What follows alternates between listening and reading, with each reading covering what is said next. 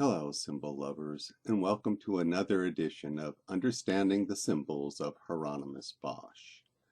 And we're still talking about the temptation of St. Anthony, and specifically the center inner panel.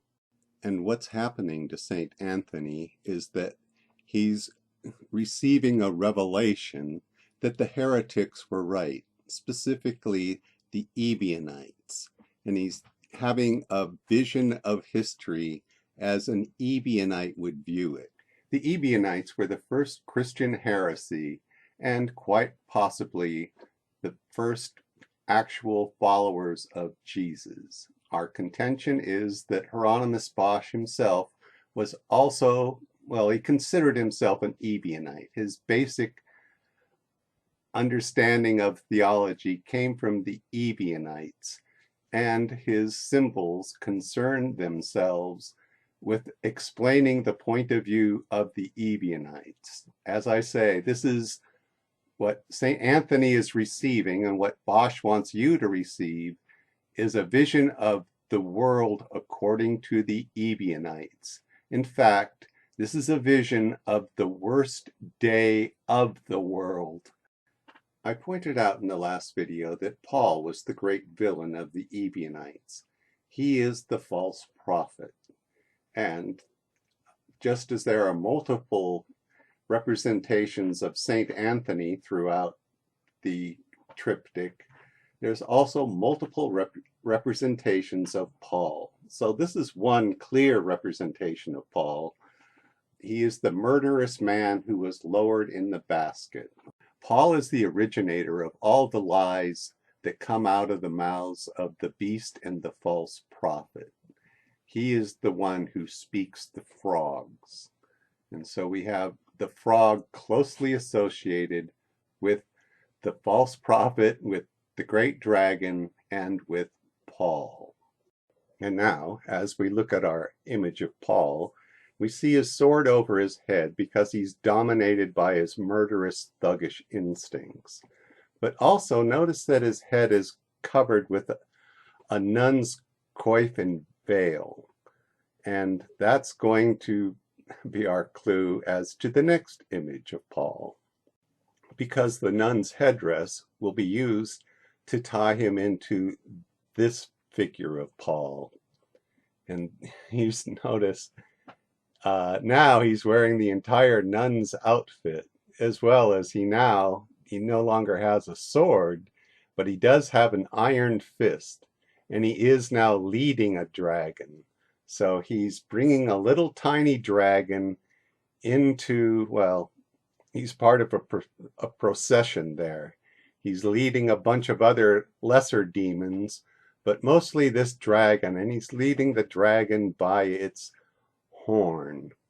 And we're not going to get into the dragon any more than that, but we are going to concentrate on that tree on his head, because that's another big clue, and that's also a theme that runs throughout all of these symbols of Hieronymus Bosch. Because Bosch was a dedicated Ebionite, he especially focused on the Sermon on the Mount. And here in chapter 7, not only do we get a definition for our dead tree, but we get multiple definitions for symbols that Bosch uses over and over again.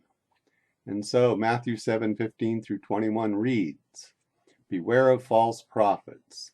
They come to you in sheep's clothing, but inwardly they are ravenous wolves. By their fruit you will recognize them. Are grapes gathered from thorn bushes, or figs from thistles? Likewise, every good tree bears good fruit, but a bad tree bears bad fruit. A good tree cannot bear bad fruit, and a bad tree cannot bear good fruit.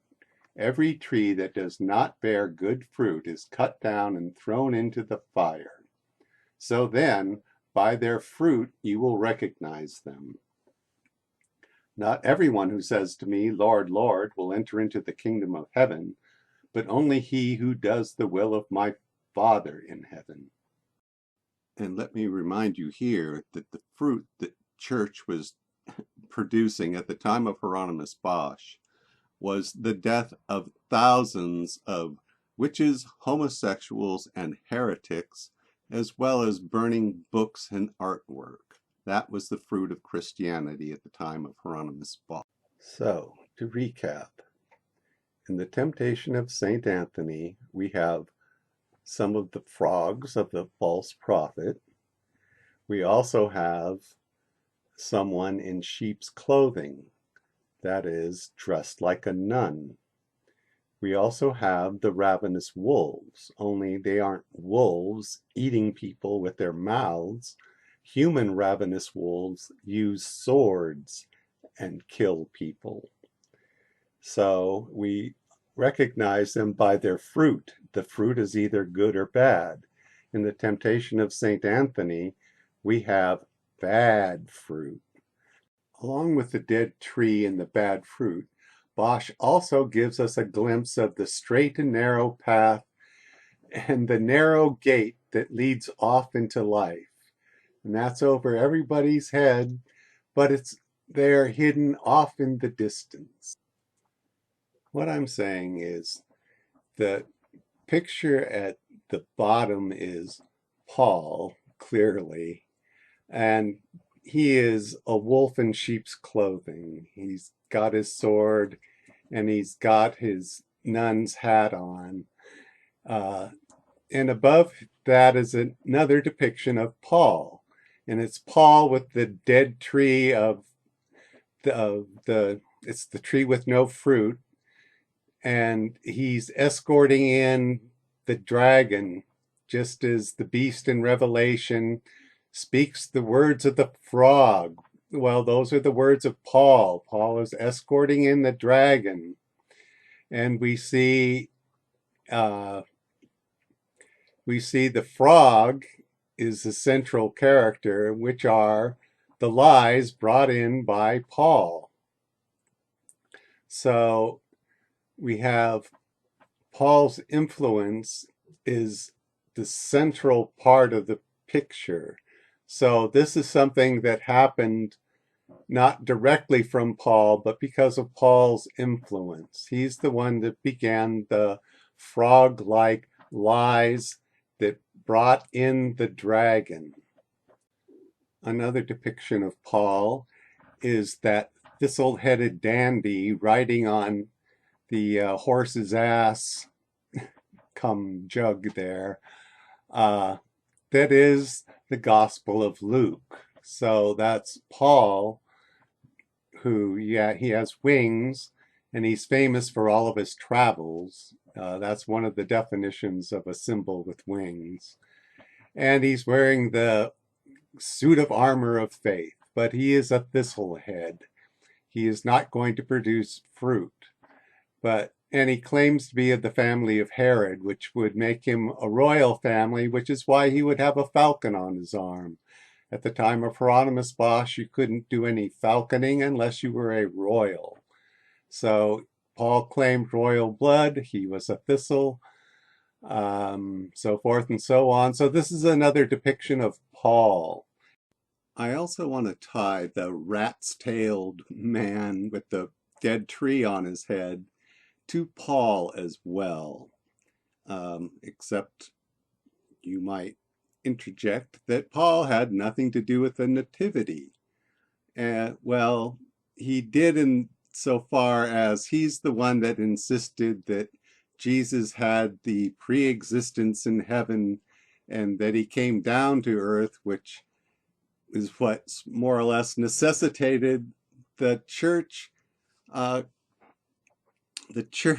having to make up a big story, because suddenly his birth was one of the great events in history. So you can't just have that go unmarked. So they had to invent the choir of angels and this and that to go with it. But of course, there is no such thing as magic. It was all an invention.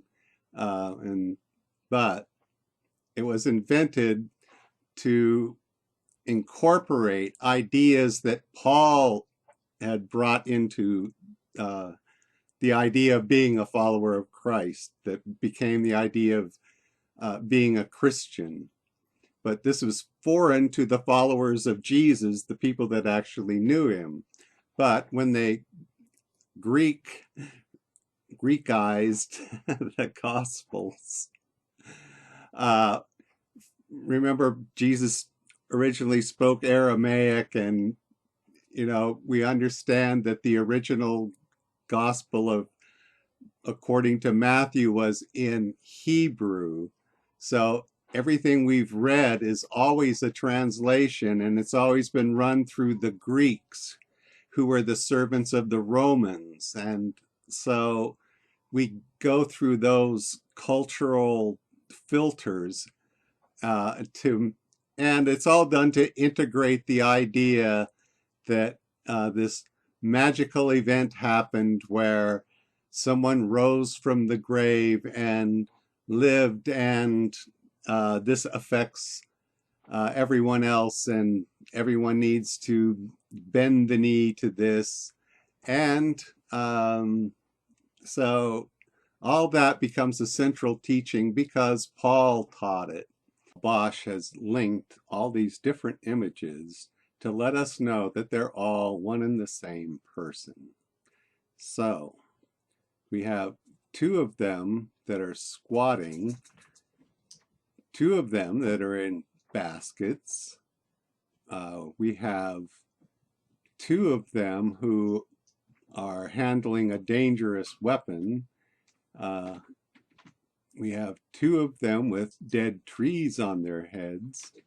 We have two of them wearing women's clothing.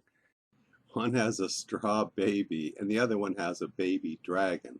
All three face the same direction and have the same three-quarter view of the face. They are all about the same size and about equally distant from Saint Anthony. These are multiple images of the same character, Paul. And Paul is the great villain of the Ebionite. And let me remind you that this is a picture of Saint Anthony. He's not really having a vision from God, but he is coming to an awareness. And that awareness is allowing him to see the history of Western civilization for the first time. And so that is what's depicted in symbols around him. And so we now know that Paul is the outside influence for everything that's happening on stage, but we don't know what's happening on stage. And that is, like I say, the worst day in Western civilization as far as an Ebionite would see it. I'll explain this group of symbols in the next video, but before we go, I want to finish by showing off how Bosch uses the dead tree and the fruit in other images. For instance, this one from the Garden of Earthly Delights. We see the dead tree of Christianity, and we see another egg. And this is an earlier rendition of the thing. But the idea is, again, fruitless Christianity and a central teaching of metamorphosis that in this case has been hollowed out and repurposed as a tavern. And this is in contrast to the abundance of fruit we find in the Garden of Earthly Delights in the central panel. So let me remind you again that the temptation of Saint Anthony is a vision of the world by an Ebionite like Bosch. It's the negative view of the history of Western civilization, the worst day. Whereas the Garden of Earthly Delights is the world that could be if we rejected Christianity. So here Bosch paints us an Ebionite's vision of paradise with fruit for everyone.